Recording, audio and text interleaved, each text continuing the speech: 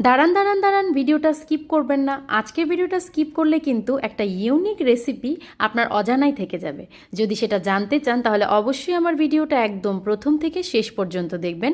আজকে আমি বানাবো হচ্ছে বিটরুটের চপ, যেটা একদম ইউনিক একটা রেসিপি। তার জন্য আমার প্রথমেই লাগবে এই মশলাটা। এই মশলাটা বানাতে আমি ব্যবহার করেছি গোটা জিরা, গোটা ধনিয়া, গোটা মৌরি, গোটা গরম মশলা এবং গোটা শুকনো মরিচ। এই প্রতিটা মশলাই আপনাকে গোটা নিতে হবে এবং সেগুলো খুব ভালো করে টেলে এরপরে ব্লেন্ড করে নিতে হবে। আপনি চাইলে এটাকে পাটায়ও পিষে নিতে পারেন। তো এরপরে আমি কড়াইতে বসিয়ে দিয়েছি কয়েকটা আলুগুলো খুব ভালো করে পাতলা করে কেটে নিয়ে সিদ্ধ বসিয়ে দিতে হবে। দেখতেই পাচ্ছেন আপনারা সেটা ভিডিওতে। এরপরে আমি নিয়ে নিলাম বিটরুট, যেটা আমার আজকের রেসিপির মূল উপাদান। বিটরুটের উপকারিতা সম্পর্কে আপনারা নিশ্চয়ই সবাই জানেন। যদি না জেনে থাকেন তাহলে অবশ্যই গুগল করে নেবেন। বিটরুট কিন্তু আমাদের স্বাস্থ্যের জন্য অনেক বেশি উপকারী। তো বিটরুটের সাথে আমি নিয়ে নিয়েছি গাজর। এই দুটোকেই আমি খুব ভালো করে এখানে কুড়িয়ে নিচ্ছি। তো এরপরে একটা কড়াইতে আমি সেই কুড়িয়ে নেওয়া বিটরুট এবং গাজরগুলো দিয়ে দিচ্ছি। এখানে কোনো প্রকারের পানি ইউজ করতে হবে না। এগুলো থেকে এমনিতেই কিছুটা পানি বের হয়ে আসবে এবং সেই পানিটা শুকিয়ে যাওয়া পর্যন্ত আমরা অনবরত এই গাজর এবং বিটরুটগুলোকে নাড়তে থাকবো, যেন সেটা তলায় লেগে না যায়। তো আপনারা দেখতেই পাচ্ছেন কালারটা কি সুন্দর লাগছে, এত কালারফুল লাগছে, এগুলো দেখতেই খুব লোভনীয় মনে হচ্ছে। তো আমি কন্টিনিউয়াসলি নেড়েই যাচ্ছি, আপনারা দেখতেই পাচ্ছেন। এর মধ্যেই যখন আপনার পানিটা একদম শুকিয়ে যাবে তখন আমি বিটরুটগুলো নামিয়ে নিয়েছি। এখানে দেখতে পাচ্ছেন বিটরুটটা ঠিক এই ধরনের একটা কালারে চলে আসবে।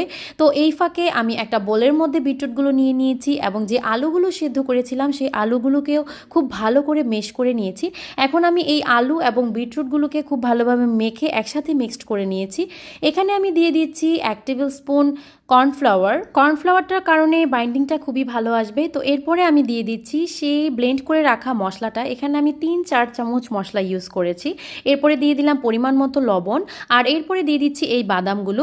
এখানে আমি কাজু বাদাম এবং চীনা বাদাম নিয়েছি, আপনারা চাইলে আরও অন্যান্য বাদাম ইউজ করতে পারেন। তো এই বাদামের গুঁড়োটা আমি এখানে মিক্সড করে নিচ্ছি। বাদামের গুঁড়োটা আপনারা চাইলে আরও বড় বড় রাখতে পারেন। আমি একটু মিহি করেছি, তার কারণ আমি এটা আমার বাচ্চার জন্য বানাচ্ছি, আর আমার বাচ্চা দানা দানা খাবার খুব একটা খেতে পারে না, তাই আমি যতটা সম্ভব মিহি করেছি। আপনারা চাইলে বাদামটাকে আরেকটু দানা দানা রাখতে পারেন, এতে করে বাদামটা যখন মুখে লাগবে তখন খেতে খুব ভালো লাগবে চপটা। তো এই তো যখন এরকম একটা বাইন্ডিং চলে আসবে তখন বুঝে যাবেন যে আপনার চপটা একদমই রেডি।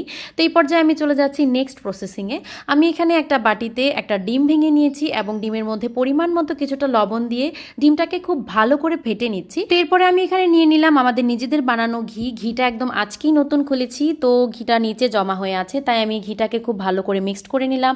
এবার আমি 1 টেবিল চামচ ঘি নিয়ে নিয়েছি। এখান থেকে কিছুটা ঘি নিয়ে আমি খুব ভালো করে আমার 2 হাতে মেখে নিয়েছি, যাতে করে চপটা আমার হাতে লেগে না যায়। তো এই তো দেখতে পাচ্ছেন আমি গোল গোল করে এখানে চপের মতো করে বানিয়ে নিয়েছি। এটা আশা করি আপনারা সবাই পারেন। তো হাত দিয়ে খুব ভালো করে মিক্সড করে নিতে হবে চপটা, যেন ফেটে ফেটে না থাকে। এতে করে আপনি যখন নেক্সট লেয়ারটা দিবেন চপটা দেখতে খুব সুন্দর হবে। তো এই তো দেখুন আমি এখানে অনেকগুলো চপ বানিয়ে নিয়েছি। আমার এখানে প্রায় 31টার মতো চপ হয়েছিল। একটা বড় বিটরুট আমি নিয়েছি, সেটা আপনারা ভিডিওর শুরুতেই দেখতে পেয়েছেন। তো একটা বিটরুট এবং 3টা গাজরে আমি এখানে 31টার মতো চপ বানিয়েছি। তো এরপরে চলে যাই আমরা নেক্সট প্রসেসে। তা আমি এখানে সেই ফেটে রাখা ডিমটা এবং এখানে ব্রেড কাম নিয়ে নিয়েছি। ব্রেড কাম তো বাসায়ও বানানো যায় এবং বাইরে থেকেও কিনতে পাওয়া যায়।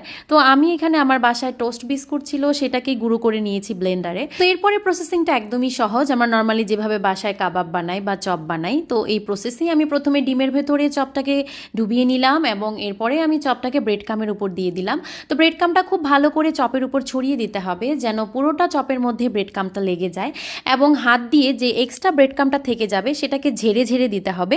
না হলে যখন আপনি তেলের মধ্যে চপটা ছাড়বেন তখন আপনার পুরো তেলের মধ্যে ব্রেড কামটা ছড়িয়ে পড়বে, এতে করে চপটা পোড়া লেগে যেতে পারে। তো এক্সট্রা ব্রেড কামটা চেষ্টা করবেন সবসময় ঝেড়ে কমিয়ে ফেলতে। তো আমি এখানে আরেকটা চপ আপনাদেরকে করে দেখাচ্ছি প্রসেসিংটা। তো এই তো আমার চপগুলো একদমই রেডি, আপনারা এখানে দেখতে পাচ্ছেন। আমি এখানে অনেকগুলো চপ বানিয়েছি। তো আমি যেহেতু চপগুলো সংরক্ষণ করে রাখবো তার জন্য আমি এখানে একটা প্লাস্টিকের কন্টেইনার নিয়ে নিয়েছি।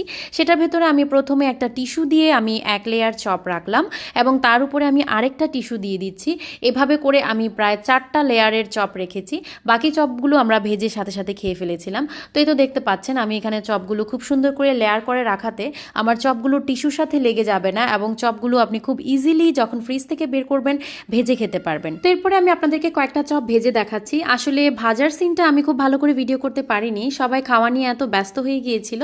তাই তো দেখতে পাচ্ছেন আমার চপের ফাইনাল লুক। এই চপটা খেতে খুবই মিষ্টি মিষ্টি হবে এবং বাচ্চারা খুবই পছন্দ করবে। আর বিটরুটের যেহেতু অনেক উপকারিতা আছে তাই এটা অনেক হেলদি একটা ফুড। আর যেহেতু নর্মালি বিটরুট আমরা খুব কমই খায়, কিন্তু এভাবে চপ করে ভাজলে সেটা সবাই খাবে এবং খুব আনন্দ সহকারে খাবে। তো আমি এই চপটা প্রথম খেয়েছিলাম দুবাইতে আমার মাসিমণির বাসায়। তো আমার কাছে এটা এতই ভালো লেগেছে যে আমি মাসিমণির থেকে রেসিপিটা নিয়ে বাসায় ট্রাই করেছি এবং সবাই অনেক পছন্দ করেছে। আশা করি আপনারা ট্রাই করলে আপনাদেরও খুব ভালো লাগবে। তো আজকে এই পর্যন্ত। ভিডিওটা কেমন লেগেছে অবশ্যই কমেন্ট করে জানাবেন এবং ভালো লাগলে একটা শেয়ার করে দিবেন।